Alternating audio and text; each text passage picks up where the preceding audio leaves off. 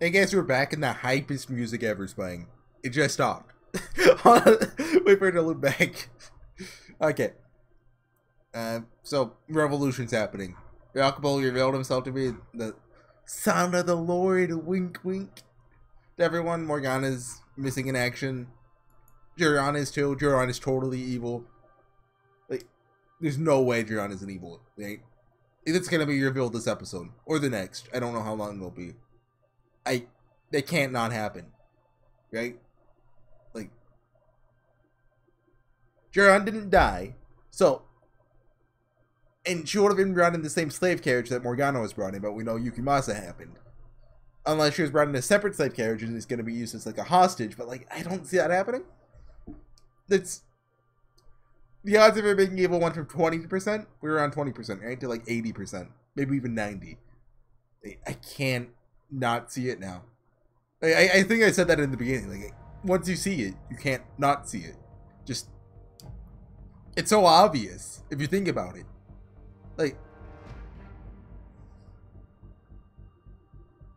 there's no way she's getting out of this revolution alive, though. That's zero chance.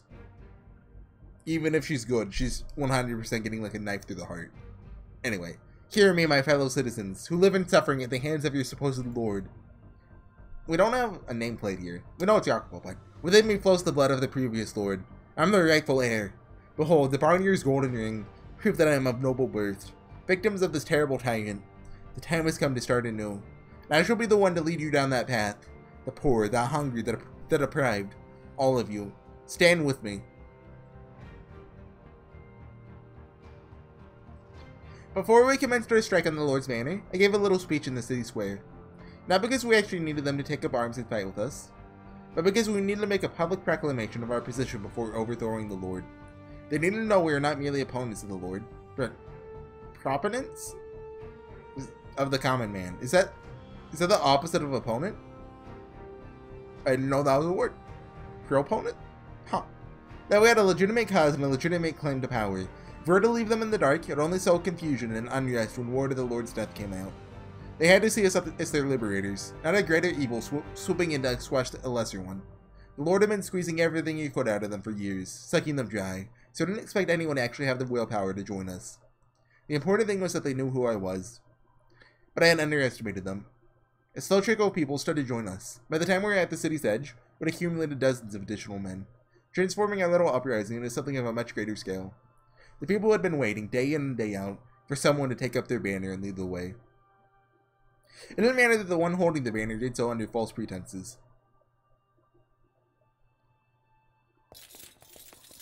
Intruders! We're under attack! Yeah! Get them! Ah! With the added support, our forces render the manor's defense practically useless. There's one thing I forget. Is Jacopo like a good lord? Like, you know, there's the whole Morgana thing. I know Maria tried to come in and kill him. Was that because, like, he just turned out to be basically Barney or V2? Which is what he is? Or is that just, I forget. Well, I'll find out in, like, 10 hours. With the added support, our forces render the manor's defense is practically useless. Townsfolk flooded the property, overwhelming even fully armored soldiers. Farmers turned their tools of the trade into deadly weapons, plunging all manners of spiked implements into guards' necks. It didn't take long for the I forget this one. Pungent, right? Pungent? Pungent. It's not pungent, right? Pungent. Stench of blood to fill the air. Panicked servants scrambled away from the chaos as quickly as they could manage. I made my way through the corridors to the Great Hall, where the Lord presumably waited, Guardian at my side. Yo! We're here! We're here to relieve your head, Lord. Have these savages removed from my property immediately? Yes, my lord! I guess I shouldn't be surprised defenses are heaviest here. Watch yourself, Guardian. You can shove that concern right back where it came from, kid. You better not die right here, Guardian. You're gonna live for like 5 more hours at least, got it? And about to let a bunch of mooks do me in. No number of these pansy little frickers is enough to take me down. Is there any situation capable of tempering that big mouth of yours? You can handle all the guards then. I'll take care of the Lord. Want to take the prize all for yourself, kid? So Grounding is like 1v10ing. Jacopo gets a 1v1. Fair. Normally I tell you to go away. But I'll give you this one. It's what the people want besides. Thanks for your understanding. But remember, if you screwed this pooch, is that a saying? I'll make sure you're the laughingstock of the whole city. Don't worry, I will come back with his head. The fact that Barnier was still here suggested he knew we had nowhere safer to flee. Like the slave revolt 3 years prior, we're entirely on the offensive this time. He didn't appear particularly perturbed about this predicament though. Frankly, I had little doubt he would make it through the day safely. I knew Barnier was skilled with a sword. Despite all of Guardian's talk, the guards he kept by his side were hardly going to be third rate. They would be the best of the best. That better be a good... I hate everything. You sent me a PNG of the time. I have an unlucky number, and the time was that unlucky number. Every day it happens. I hate it. Praying Guardian to be able to hold them off long enough, I weaved my way through the wall of armed men, marching straight for Lord Barnier. He slowly drew his sword, readying himself for combat. Well, imagine that. It's you again. I assumed you died off in a hole somewhere. Hate to disappoint you, but staying alive is one of my few talents. Huh. How fitting for a filthy maggot. He doesn't seem surprised he's alive. Was he not behind the bandits? There's not a third party that could... Unless Shurion was working with Geneva to force Jacopo into action. That's really stretching it, but... How fitting for a filthy maggot. Unless it's just Geneva behind it and Shurion isn't evil. But... Like, because Geneva lives in the slums, so she would probably be familiar with the patrols, right? That's actually possible. Huh. Okay, you're on from like 90 to 70. Okay, you stay at 70, okay? You keep going down from there. Come on, I believe in you. Well, I hope you're ready to be devoured by that very maggot. Yeah, we're in the middle of action. CG! It seems your tongue has gotten rather sharp since we last met. Though I needn't remind you how this played out 3 years ago, do I? Your blade will never get anywhere near my head. I will, however, give you a good reminder of precisely how feeble and worthless you slum rats are. Within me flows the blood of the royal family, direct descendants of God himself, while your blood is made from the refuse of the earth. He doesn't seem to have a ring on in this CG. We're no more the same species as a worm as a wolf. Your very being in my presence is a slight of the highest order. I think you'll find our blood is much more similar than you think. When I take that ugly head off your shoulders, we can both get a good look at how equally filthy your blood is to mine. I'm not the boy I was 3 years ago. I'll drag you down from your throne on high and show you for the dregs of the earth you really are. Oh. I don't know if that auto went or... You dare insult me, cur? He really likes the word cur. We traded strikes, going on offense and defense in roughly equal parts. Barnier is quick on his feet and quicker with his blade. When I attacked, he swayed effortlessly out of its path, like a stalk of wheat in the wind. And when he attacked, he was like a typhoon. He had a prowess that could never be overcome with brute strength. However, and not spent the last 3 years idle. While I could hardly imitate the refined swordsmanship of a trained nobleman, I had a much better grasp on how and when to most effectively put my weight into a swing, how to maintain the ideal amount of distance between us. There's one other key difference. I had no intention of running. Either I'd take off his head, or I'd end up a bloody heap on the floor. There's no other way this battle could end. What if he runs away? Think about what you're doing, Slumrat. About who you're pointing that blade at. An attack on me is an attack on God. It's an act of unspeakable sacrilege. Ha! Little late to take the moral high ground. You that afraid of dying? Then put your tail between your legs and start running. You insolent. I'm the rightful heir of the Barnier family. The blood of the kings of old flows into my veins. And I am the ultimate ruler of this land and my people. I've never condescended to turn my back to a worthless rat. Well, I think I... Condescend? No, okay. Well, don't say I didn't give you the choice. That just means we'll keep on doing this till one of us is dead. Every swing, every step, every slight shift of balance had a little more weight than the last. But unlike last time, where the pressure only served to light a fire under me, it was now building up inside of me. growing, taking form. I could now perfectly trace the path of his blade dancing through the air. Back then, the only advantage I had over Barnier was physical strength and pluck, but things are very different now. He was agile, but I could keep up with him. No, I was beginning to overtake him. Yeah! Now any Barnier words, if you would. Perhaps you should save the snide yapping for when you have the skill to back it up. Don't get cocky, you insignificant ant. So, do sword fights normally last this long? Like, the way I imagine sword fights, like, it'll be over in, like, 10 seconds. I don't, maybe, they got a monologue, though. You treacherous cur! Nah! The Lord swung down on me with all of his strength, but I managed to parry the strike with little trouble. In that moment, an undeniable power. Power. That's right. I wasn't powerless. And I could never let myself be powerless again. Ever. And if I couldn't manage that, then I deserved to rot here as the weak, worthless man I was. I had the chance, here and now, to take out not only the Lord, but the me of old as well. The helpless, impotent boy who couldn't even protect the ones he loved. That's exactly what I'll do. I'll show you that I'm not who I used to be. And I'm not the sniveling little boy from 3 years ago. Yeah! Before long, Barnier was coming up against the far wall. You impudent worm. We were both breathing hard, dripping with sweat. The air seemed to waver like there's a fire burning between us.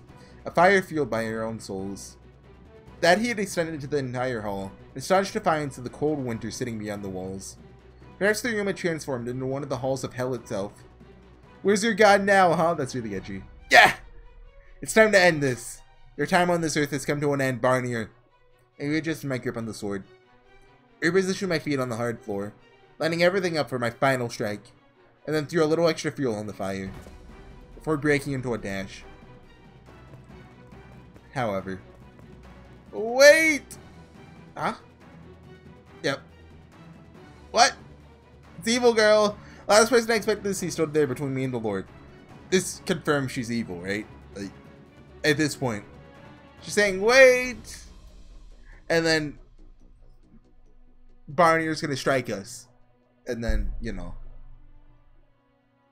Bringing me to an emergency stop just moments before I would have taken off his head. You're on? Because I'd been running at full speed, I staggered, almost tripping before catching my balance. She reached out, placing her hands on my shoulder, pleading at me with eyes of the color of early spring leaves. I could see myself aghast, reflected in those eyes. I shouldn't have stopped. I shouldn't have hesitated, for any reason. I should have knocked her onto the side and taken off Barnier's head, but a torrent of questions rained down on me, entangling me from head to toe like a spider's web. Why? How? What was Jurion doing here? Why did she ask me to stop? Why was she standing between me and Barnier? No. The answer hit me like a bolt of lightning. Only 4 people had survived the raid on the brothel. We had prepared a safe room underground in case of emergency. The stairs down were hidden beneath the floorboards. Yet Maria had said they were found quickly and most of the girls taken captive. Well, they didn't mention that beforehand. You didn't. The attack had been well organized and large scale. Could the aroma of the herbs, which was strong enough to be smelled outside, could have been some kind of signal?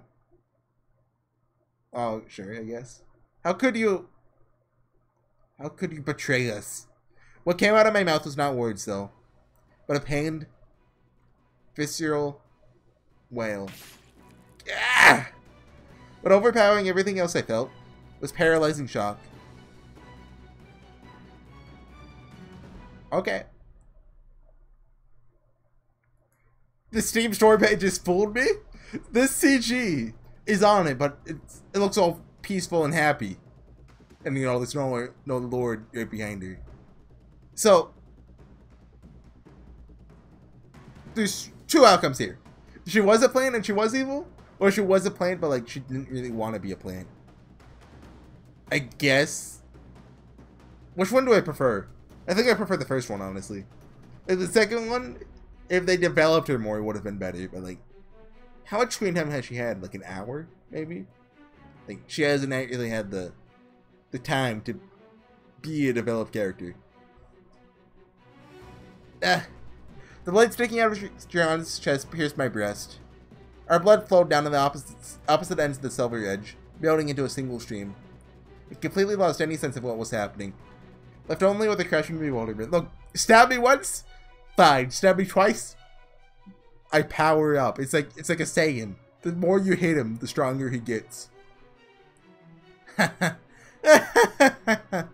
Barnier let out a deep, bellowing laugh from behind Jiran. The sound resonated through the blade in his hand. I literally feel him mocking me from inside my body. What? Why? How could you do that, Jiran? No. How could you, Barnier? Jiran had double-crossed us. As much as I didn't want to believe it, and no longer had much of a choice. She had claimed she thought of us like family. When in reality, she was colluding with the Lord. She was the one that had brought ruin upon the brothel. I couldn't reconcile what I saw with what I thought I knew. I couldn't forgive that kind of betrayal. And I couldn't even begin to comprehend Barnier's actions. How can you hide behind her when she stood up for you? How can you so readily cast her aside? She saved your life. How could you do this to her? What are you laughing at? Look at the girl. Look at her face. You can't see her face. You're directly behind her. There's no way you can see her face.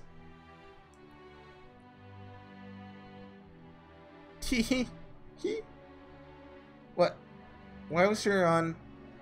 How could she possibly smile about any of this? What was going through her mind? Had she gone mad? I never seen her like...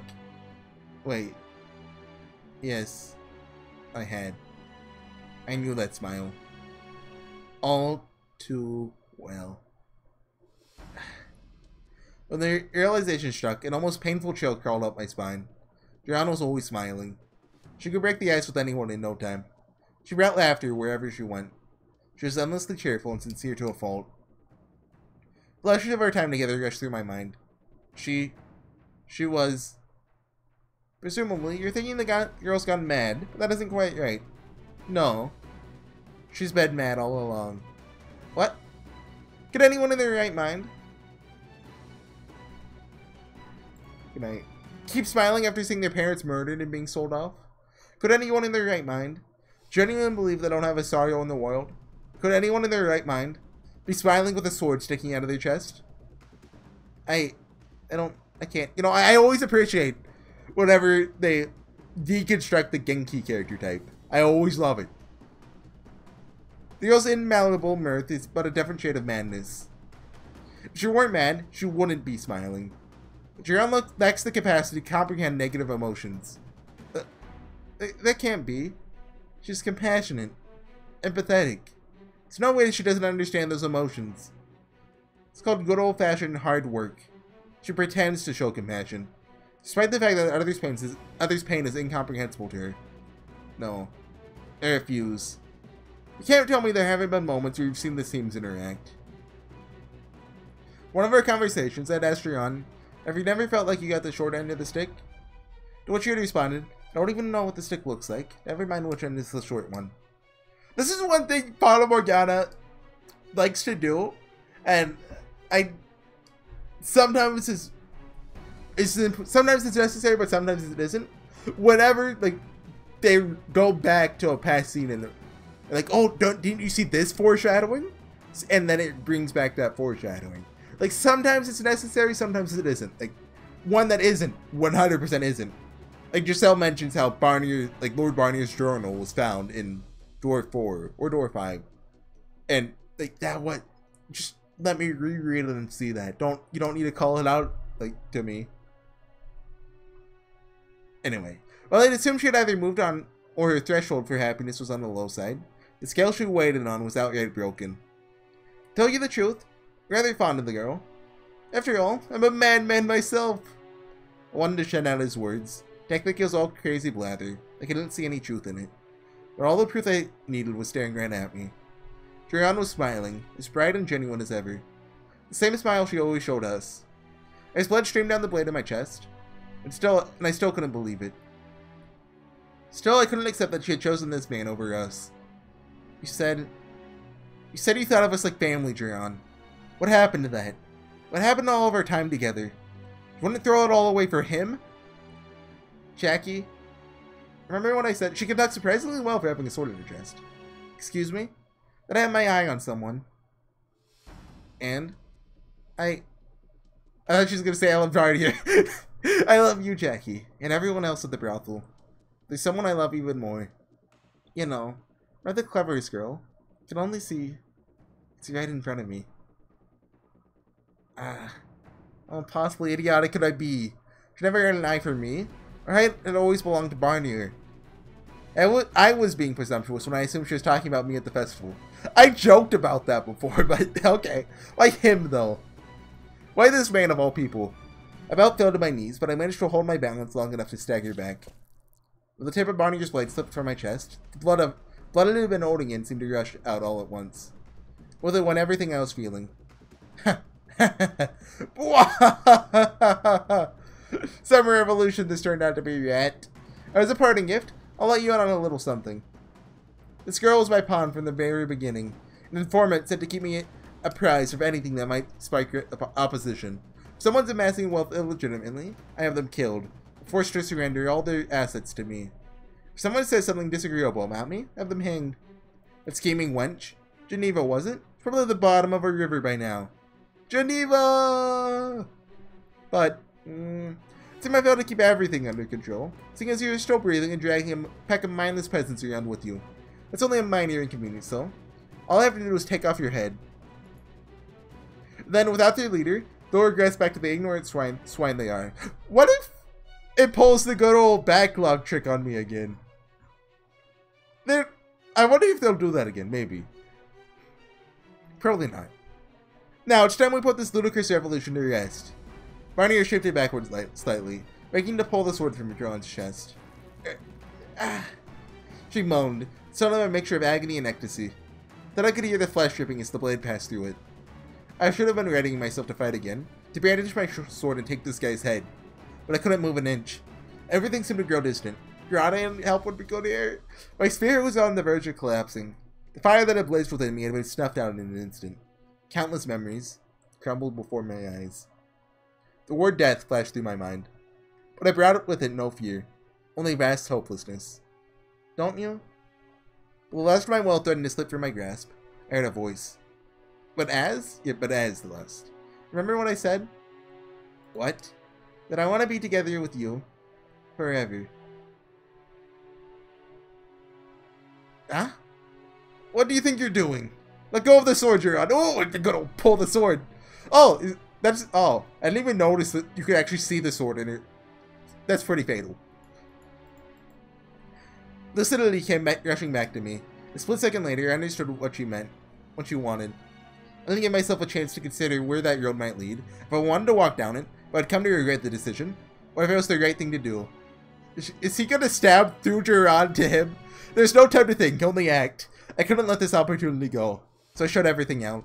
My mind, my looming conscience, my sense of right and wrong, my heart. I shoved aside every possible distraction, rekindled the near extinguished fire of my rage, and let a visceral howl. Ah! Oh, and swung. Per head? Okay. Okay. Felt the impact of my arms as the blade tore through flesh and bone. Duran's lifeless body dropped to the floor with a thud. And the tip of my blade ripped a gash in Barnier's throat. A geyser of blood erupted from his neck. He bent over, writhing in agony, staggered back a few steps before his legs gave out and he dropped to his knees. So, was that edgy? Yes? But does that have thematic importance? Yes. I'll allow it. I won't call it edgy even though it was. He bent over, writhing in agony, and staggered back a few steps before his legs gave out and he dropped to his knees. His eyes were open wider than I thought possible. He brought both hands up to his throat to stem the flow of blood. But it did little to help, the crimson stream seeping through the gaps in his fingers. With each beat of his heart, the flow surged, setting up sprays of lifeblood. Impossible. Is this hawing, like laughing, or like ha, like breathing? I don't know. I was right. Noble blood and peasant blood all look the same. Grinning and groaning, Barnier pawed at the floor, evidently still convinced he could scamper off and escape somehow. He left behind a trail of blood as he crawled. It was by all rights over. However, there's still one last thing to take care of. I marched over to the Lord and placed my foot on his back, slamming him down into the ground. I'm not leaving without your head. And I owe it to Duran to reunite you. Wait, if you kill me, the neighboring counts are sure to intervene before you even realize what's happening. Put down the sword, and I'll spare you. You'll spare me? You're in no position to be sparing anyone. You're either a fool or a hopeless optimist. You're not a lord anymore. You have no power. You're just a sick worm. The counts? They won't be an issue. I'll be taking over for you after all. Huh, is that so?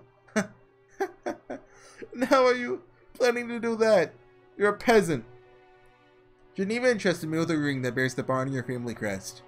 So, if he hit his throat, either he like barely scratched it and he should be pretty fine, or like he cut like the jugular and she should be dead. Why is he on his knees talking? I don't know. Geneva entrusted me with a ring that bears the bar on your family crest. I'll use that to make myself out to be the successor to the royal family. And Guardians in the room? What will you do once you faked your nobility? You have no experience. I mean, Guardian already knows, probably, but still. Not the faintest idea how to be a lord. Sure, I'll govern better than you ever did. You're out of your mind. A peasant like you couldn't govern. An empty plot of land. Not that being a noble makes one any more qualified, as you've more than clearly demonstrated. I'll take your seat, then I'll take the world. Ludicrous. Think very hard about this boy. Killing me will be a mistake you can never fix. Put down the sword. I mean, he's not wrong. Does death frighten you so much you would deign to beg for your life, Lord? Like I said before we began, though, the only way this ends is with one of us dead. I pressed my sword against Barnier's nape, then leaned into it hard. The blade sank into his flesh, the gash spreading like a crack in glass.